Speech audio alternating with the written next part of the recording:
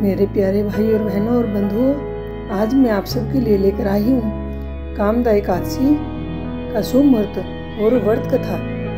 हिंदू धर्म में एकादशी व्रत का विशेष महत्व है। इस व्रत को रखने से व्यक्ति को सभी पापों से मुक्ति मिल जाती है और श्री हरि की विशेष कृपा प्राप्त होती है।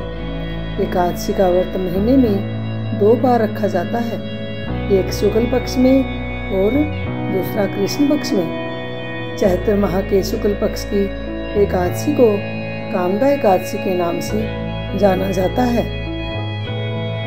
कहती है कि कामदा एकादशी का व्रत रखने वाले की सभी इच्छाएं पूर्ण होती है। तो आइए जानते हैं कि कामदा एकादशी का व्रत किस दिन रखा जाएगा और पूजा पारण के लिए क्या रहेगा शुभ मुहूर्त।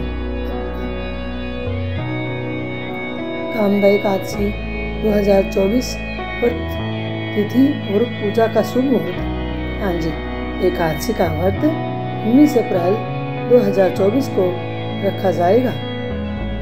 हिंदू पंचांग के अनुसार एकादशी तिथि का प्रारंभ 18 अप्रैल को शाम को 5:32 पर होगा। इसका समापन 19 अप्रैल को रात 8:05 पर होगा। उदया तिथि के मुताबिक एकादशी का उपवास और पूजा 19 अप्रैल को ही किया जाएगा।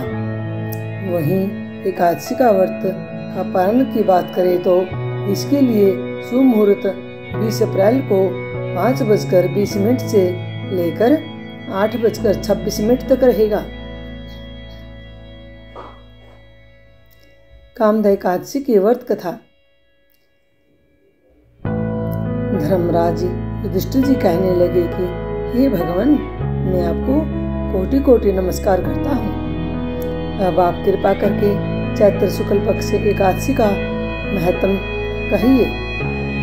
श्री कृष्ण जी कहने लगे कि हे धर्मराज, यही प्रश्न एक समय राजा दिलीप ने गुरु वशिष्ठ जी से किया था। जो समाधान उन्होंने किया वो सब मैं तुमसे कहता हूँ। प्राचीन काल में भोगीपुर नामक एक नगर था। वहाँ पर अनेक ऐश्वर्यों से युक्त पुंडरीक नाम का एक राजा राज्य करता था। भोगीपुर नगर में अनेक अप्सराएं, किन्नर तथा गंधर्व वास करते थे। उनमें से एक जगह ललिता और ललित नाम के 2 स्त्री और पुरुष अत्यंत वैभवशाली अपने घर में निवास करते थे। उन दोनों में अत्यंत स्नेह था, यहाँ तक कि अलग अलग हो जाने पर दोनों व्याकुल हो जाते थे। एक समय पुंडरीक की सभा में अन्य गंधर्वों सहित ललित भी गाना गा रहा था। गाते गाते उसको अपनी प्रिया ललिता का ध्यान आ गया और उसका स्वर भंग होने के कारण गाने का स्वरूप ही बिगड़ गया। ललित के मन के भाव जानकर कारकोट नामक नाग ने पद भंग होने का कारण राजा से कह दिया। तब पुंडरी ने क्रोधपूर्वक कहा कि तू मेरे सामने गाता हुआ अपनी स्त्री का स्मरण कर रहा है, अतः तू कच्चा मांस और मनुष्यों को खाने वाला राक्षस बनकर अपने लिए कर्म का फल भोगेगा। पुंडरीक के श्राप से ललित उसी समय महाकाय विशाल राक्षस हो गया। उसका मुख अत्यंत भयंकर, नेत्र सूर्य चंद्रमा की तरह प्रदीप्त तथा मुख से अग्नि निकलने लगी। उसकी नाक पर्वत की कंदरा के समान विशाल हो गई और गर्दन पर्वत के समान लगने लगी। सिर के बाल पर्वतों पर खड़े वृक्षों के समान लगने लगे तथा भुजाएं अत्यंत लंबी हो गई। कुल मिलाकर उसका शरीर 8 योजन के विस्तार से में हो गया। इस प्रकार राक्षस होकर वह अनेक प्रकार के दुख भोगने लगा। जब उसकी प्रियतमा ललिता को यह वृत्तांत मालूम हुआ तो उसे अत्यंत दुख हुआ और वह अपने पति के उद्धार का यत्न सोचने लगी। वह राक्षस अनेक प्रकार के घोर दुख सहता हुआ घने वनों में रहने लगा। उसकी स्त्री उसके पीछे पीछे जाती और विलाप करती रहती। एक बार ललिता अपने पति के पीछे घूमती घूमती विंध्याचल पर्वत पर पहुंच गई, जहां पर श्रृंगी ऋषि का आश्रम था। ललिता शीघ्र ही श्रृंगी ऋषि के आश्रम में गई और वहां जाकर नित भाव से प्रार्थना करने लगी। उसे देखकर श्रृंगी ऋषि बोले कि हे सुभंगे, तुम कौन हो और यहाँ किस लिए आई हो? ललिता बोली कि हे मुनि, मेरा नाम ललिता है। मेरा पति पुंडरीक के श्राप से विशालकाय राक्षस हो गया। इसका मुझको महान दुख है। उसके उद्धार का कोई उपाय बतला दीजिए।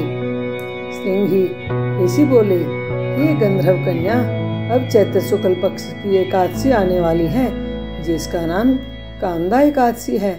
इसका व्रत करने से मनुष्य के सब कार्य सिद्ध हो जाते हैं। यदि तुम कामदा एकादशी का व्रत करके पुण्य का फल अपने पति को दे, वह शीघ्र ही राक्षस योनि से मुक्त हो जाएगा और राजा का श्राप भी असम में शांत हो जाएगा। मुनि के ऐसे वचन सुनकर ललिता ने चैत्र शुक्ल पक्ष की एकादशी आने पर उसका व्रत किया और द्वादशी को ब्राह्मणों के सामने अपने व्रत का फल अपने पति को देते हुए भगवान से इस प्रकार प्रार्थना करने लगी कि हे प्रभु, मैंने जो यह व्रत किया है, इसका फल मेरे पति देव को प्राप्त हो जाए, जिससे वह राक्षस योनि से मुक्त हो जाए। एकादशी का फल देते ही उसका पति राक्षस योनि से मुक्त होकर अपने पुराने स्वरूप को प्राप्त हुआ। फिर अनेक सुंदर वस्त्राभूषणों से युक्त होकर ललिता के साथ विहार करने लगा। उसके पश्चात वे दोनों विमान में बैठकर स्वर्गलोक को चले गए। वशिष्ठ मुनि जी कहने लगे कि हे राजन, इस व्रत को विधि पूर्वक करने से समस्त पापों का नाश हो जाता है तथा राक्षस आदि की योनि भी छूट जाती है। संसार में इसके बराबर कोई और दूसरा व्रत नहीं है। इसकी कथा पढ़ने या सुनने से वाजपेयी यज्ञ का फल प्राप्त होता है। जय श्री कृष्णा। आप सबको मेरी ये कामदा एकादशी की कथा कैसी लगी, प्लीज कमेंट कीजिए और कमेंट में जय श्री कृष्णा लिखना न भूलें। जय श्री कृष्णा। राधे राधे। धन्यवाद दोस्तों।